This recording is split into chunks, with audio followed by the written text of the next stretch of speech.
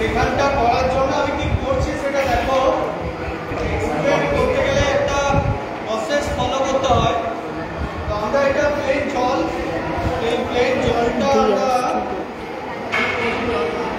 এখানে নিলাম, একটু জল নিয়েছি, প্লেন জল।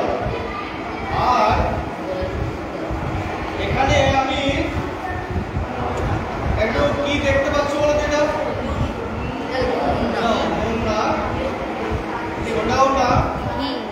এটা হচ্ছে ইউরিয়া।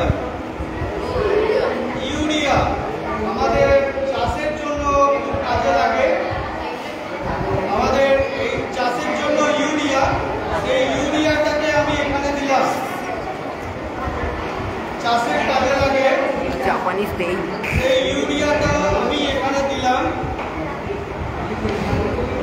তো আমরা ইউরিয়াটা আমরা চিনতে পারছি না কেন? আমরা চিনতে পারছি না কেন?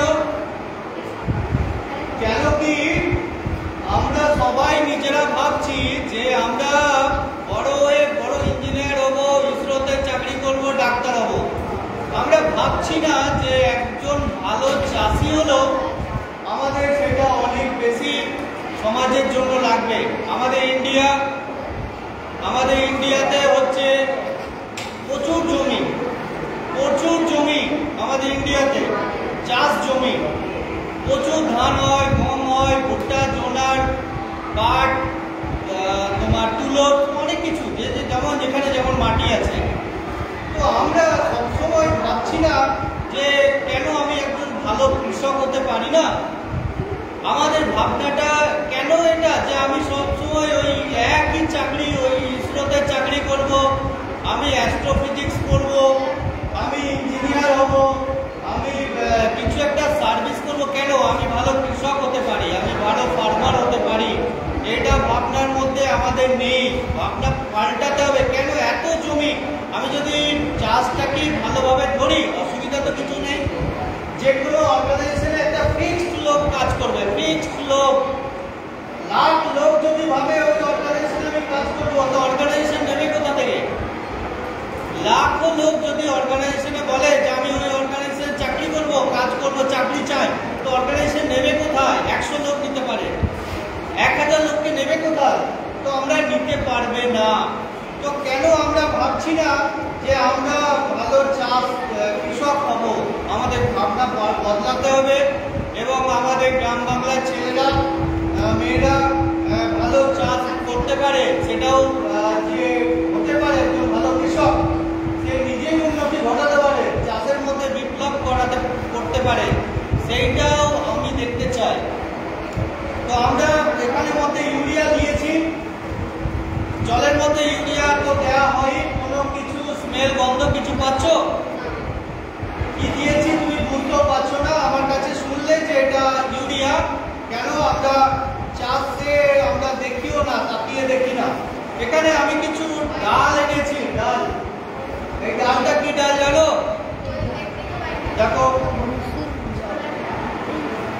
কিসের ডাল? দেখো আমরা ভালো রান্না করতেও পারছি না, আমরা ডালও চিনতে পারছি না, কতটা পিছিয়ে গেছি। এটা ছোলার মতনই দেখতে।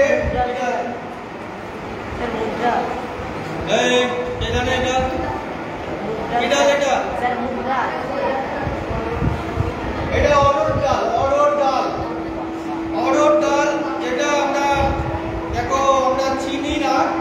সেই অড়হর ডাল আমরা কি করছি, আমরা অড়হর ডালটাকে একটু ঘুরিয়ে নিচ্ছি। শক্ত ডাল,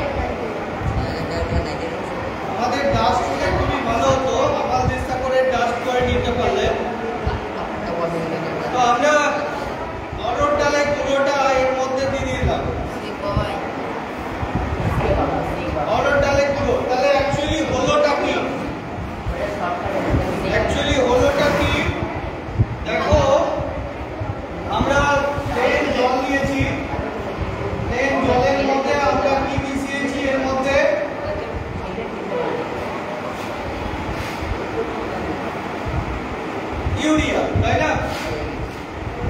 ইউরিয়া মিশিয়েছি, ইউরিয়াটা জলের সঙ্গে আমরা দিয়েছি। তো ইউরিয়া জলের মধ্যে ন্যাচারালি গুলে যায়, কিন্তু ইউরিয়ার সঙ্গে তাহলে CONH2 প্লাস জল, CONH2 প্লাস জল, ঠিক আছে?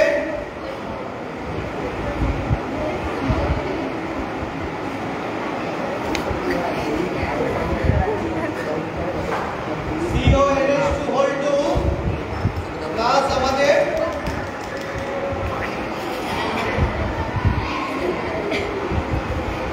জলটা দিয়েছি। তারপরে আমরা কিছু অড়হর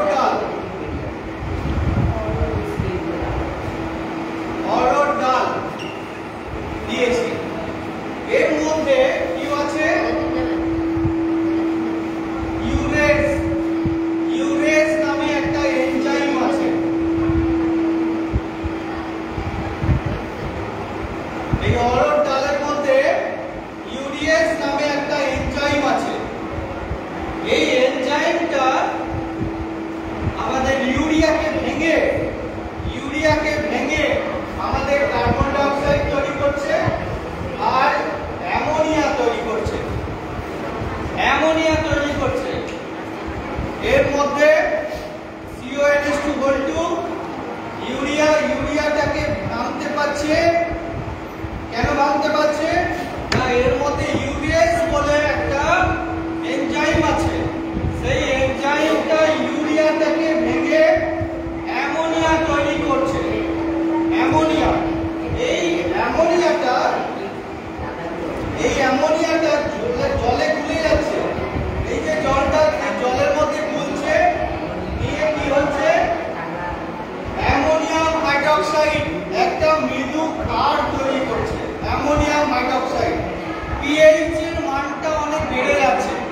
এই জল ছিল, জলের pH হচ্ছে 7, কিন্তু এই যে অ্যামোনিয়াম হাইড্রোক্সিল মূলকটা তৈরি হলো, এতে আমাদের pH এর মানটা খুব বেড়ে যাচ্ছে।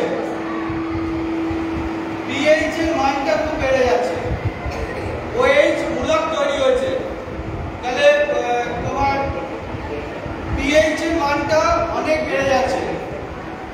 বুঝতে পেরেছো?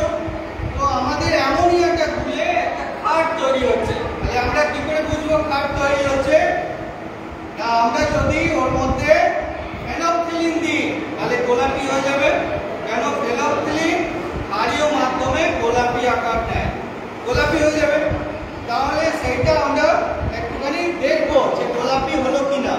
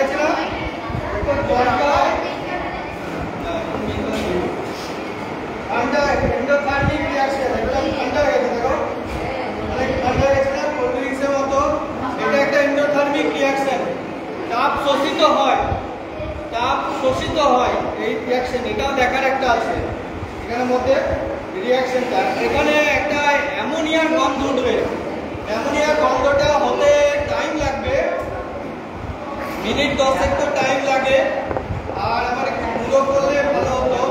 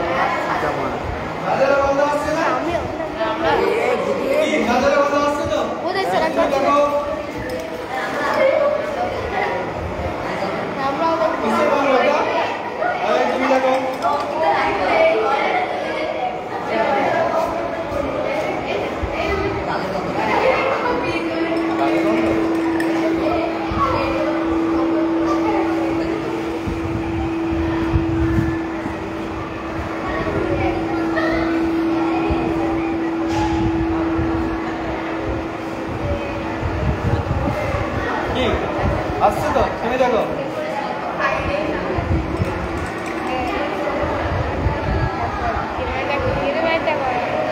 কি খারাপ করলো না না, এই তুমি দেখো একটু আচ্ছা একটু ঝাঁঝালো গন্ধ আছে, ঝাঁঝালো গন্ধ আসছে তাই না? তুমি বানাই হালকা একদম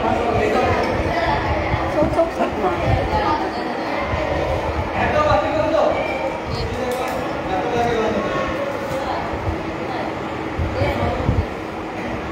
না স্যার ভালো গল্প, সাজাল্লো সাজাল্লো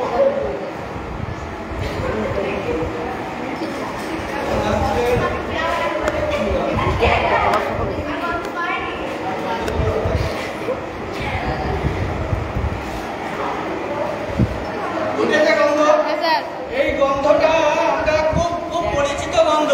কেন পরিচিত গন্ধ? পরিচিত গন্ধ কেন এটা? টয়লেটে এই গন্ধটা পায়, টয়লেটে গেলে এই গন্ধটা পাওয়া যায়, বাথরুমে এই গন্ধটা পেলাম। হ্যাঁ, তো যারা বারবার টয়লেটে যায় আমাদের স্টুডেন্টরা, তারা এই গন্ধটা খুব পছন্দ করে। ওই জন্য বারবার খালি পিওর ফ্রেশের যে টয়লেটে ঢুকে যায়, তারা এই গন্ধটা খুবই পছন্দ করে। আমরা যেটা ভাবছিলাম এতক্ষণে ভালো গন্ধ উঠে গেছে, ভালো গন্ধ উঠে গেছে, তো এটা হচ্ছে অ্যামোনিয়া তৈরি হচ্ছে, অ্যামোনিয়া, এটা অ্যামোনিয়ার গন্ধ উঠছে প্রত্যেকটা টয়লেটে। আমাদের হিউম্যান টয়লেট যেটা মানুষের টয়লেটের, প্রত্যেকটা টয়লেটের মধ্যে অ্যামোনিয়ার ছাঁচালো গন্ধ ওঠে। এইগুলো টয়লেটে ঢুকলে আমাদের একটা ছাঁচের গন্ধ আসে, এই যে গন্ধটা এটা হচ্ছে অ্যামোনিয়া। তো অ্যামোনিয়ার ও যেটা বলছিল স্যার গোলাপি হয়নি, আশা করি এরপর হবে। দেখো আমরা কি করছি, আমরা একটু জল নিলাম, আমরা কি বলেছি এই এটা হচ্ছে ক্ষারীয় দ্রবণ, এটা ক্ষারীয় দ্রবণ, এটা আমরা দেখাতে চাইছি।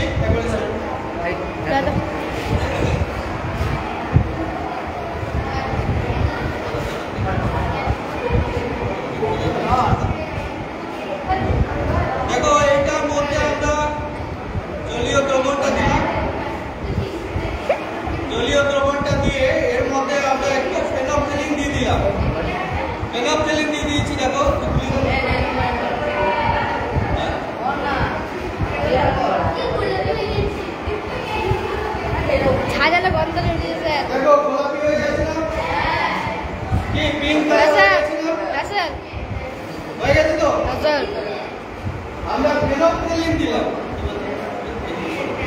আমরা ফেনোক্সিলিন দিলাম। এটা যে ক্ষারীয় দ্রবণ মৃদু ক্ষার, এটা যে ক্ষারীয় দ্রবণ এটা যে ক্ষারীয় দ্রবণ, এটা যে মৃদু ক্ষার, ওই যে দেখো কালারটা আলাদা হয়ে গেছে, আমরা পিঙ্ক কালার পেয়ে গেছি, তার মানে এটা ক্ষারীয় দ্রবণ।